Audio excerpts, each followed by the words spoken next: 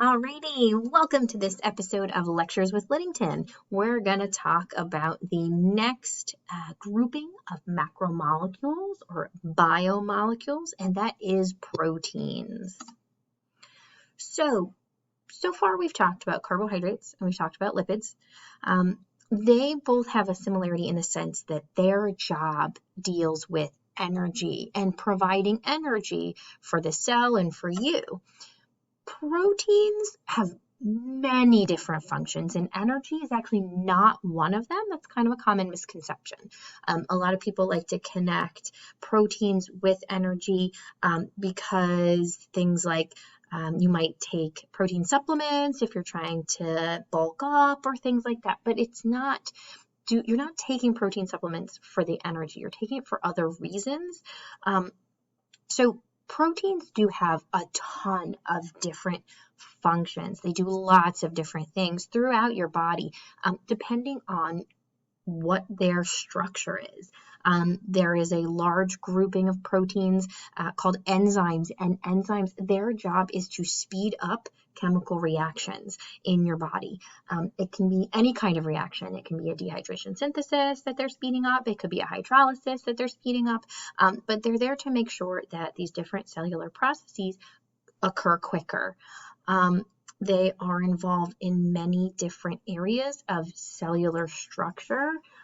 If we look over here, this is a cross-section of the cell membrane, which is made up of phospholipids. So each one of these is a phospholipid, but embedded within that is a whole bunch of proteins. So these purple things here, these are proteins. And they have very important jobs when we start talking about the cell membrane and what the cell membrane specifically is doing. We will talk about that. Yep, here we go. Different kinds. We've got carrier proteins. So this one over here would be considered a carrier protein. It's there to help move things in or out of the cell. Like I said, foreshadowing, we'll talk about that more. Your immune system completely relies upon proteins because all of those immune defenses are made of protein. So if you are sick, it's a really good idea to get an uptick in your protein intake. Maybe some chicken noodle soup is good for you because that protein in the chicken is going to help refuel that immune system and the immune system response. So that's super important. And there's also some proteins, we call them signal proteins, and they would be on the edges of cells, and they're there to send messages to other cells. So proteins do a lot of things. This is what they look like. So there are 20 different amino acids. The amino acids are the monomers. So this here is the amino acid structure. And every amino acid looks like this, but you have this R group. It's a variable side chain. So all the stuff on top here, here, this is all the same. So every single amino acid has this amino group, right? Remember we talked about functional groups, amino group, and then a carboxylic acid group, another functional group, right? So here we get amino acid. Boom, that's where it comes from. This is the first time that you're seeing, notice, nitrogen, CHON, C-H-O-N. We actually see nitrogen here in our amino group. There are 20 different, like I said, 20 different amino acids, and they all vary based on this one chain here. Something different is popped in that spot depending upon which amino acid it is. And what you put in there makes a big difference down the road for the function of that particular protein. The function of the protein really relies on the order of those amino acids. If you change them, it can completely change what protein it is and what job it's doing. So let's take a look at making proteins. So here we have our amino acids. So here's an amino acid, put AA for short. And here's another amino acid. Right, so that's a monomer. Right, so here's one monomer, and here's another monomer.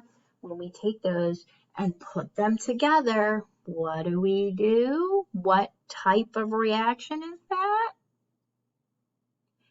Yeah, right, dehydration synthesis.